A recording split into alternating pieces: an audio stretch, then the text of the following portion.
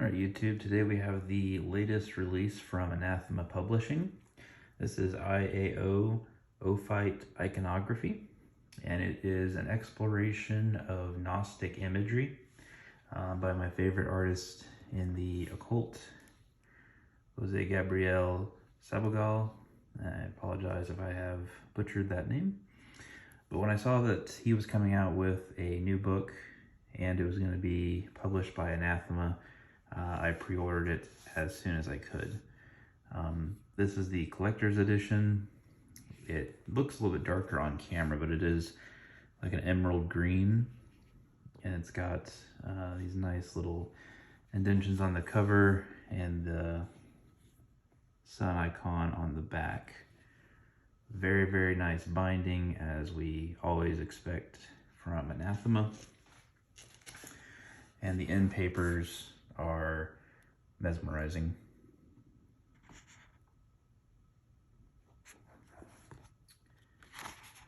So as you can see here, collector's edition, 146 of 412 that were made.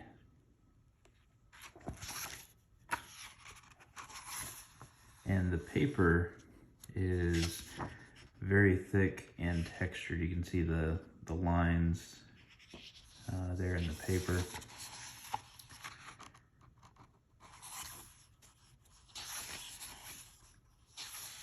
And this is actually a text that, beyond, again, the author himself, and the artwork and the approach of Gnosticism, I wasn't really sure what to expect with the book.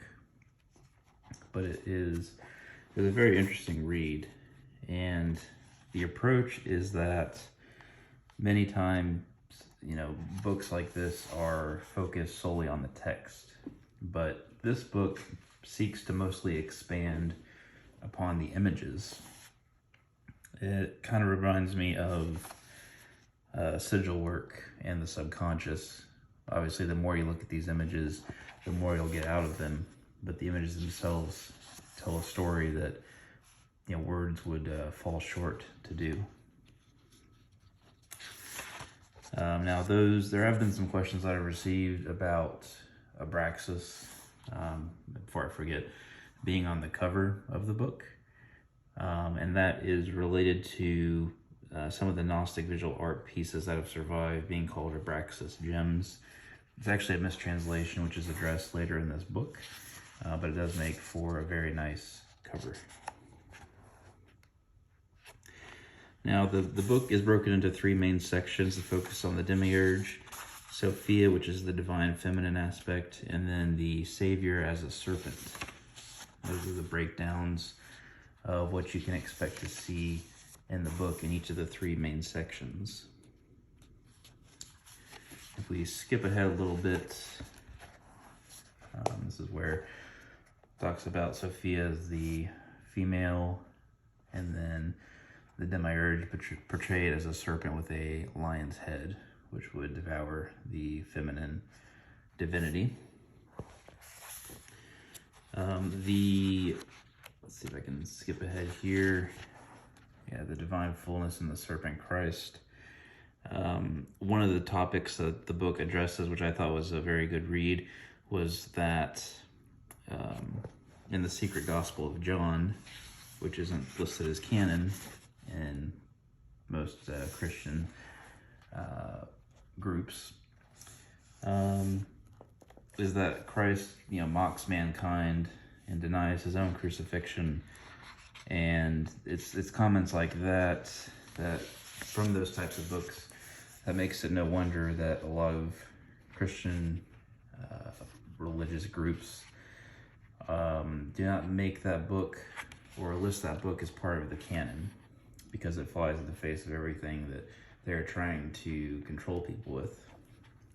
Same thing as Christ having a bride and things like that. So just a interesting little side note.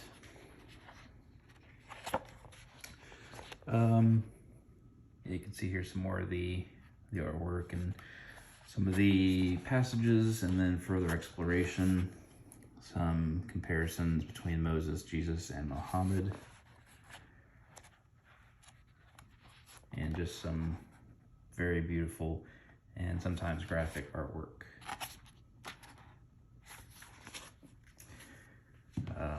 As far as a couple other remarks on the book from a text standpoint, I mentioned that it focuses on Sophia and the feminine deity. It suggests that her essence separating is what caused the demiurge to form and become aware, and then because of this, the demiurge created the world that we live in. That's one of the views and beliefs of the Gnostics. The thing that I thought was most interesting about that is there seems to be a lot of parallels between Sophia and the Holy Whore of Babylon, mentioned in Revelation 17. After Sophia was devoured by the demiurge that I mentioned earlier, she had to travel through hell before being restored. And this is a familiar story with Persephone, Hades, and pomegranates. In this book, pomegranates are also referenced to decorate one of Solomon's temples in 2 Chronicles 3. So there's a lot of parallels, and it kind of makes me wonder if the demiurge, or Christians would call him Yahweh, being the masculine, of Sophia being the feminine, and the opposite, in a way, was the embodiment of all things esoteric. That's just kind of a thought that came up to me when I was reading this and making some notes. So that's just a thought there. I'm seeing a lot of similarities between different beliefs, different cultures, and the deities they worship having a different name, but otherwise being very similar. Just like in the book I did recently, Liber Philoxopher, there's a lot of connections to Saturn and the Reaper of Death being a Santo La Muerte. So just things like that. It's been on my mind a lot, so I wanted to share that with you guys and see if you kind of feel the same, or elaborate on that in the comment section. But one of the big things I wanted to take away and share with you all is Gnosticism, at least for me and my understanding, has always been a blasphemous sect of Christianity, and a lot of that is because of my upbringing.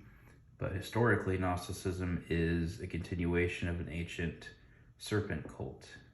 So it's not something that came right after Christianity was the new disaster that was born, but more so a sect that got a lot of attention for opposing Christianity.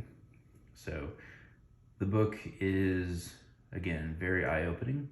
Lots of good information. It's not a grimoire or anything like that, but it is a very good read.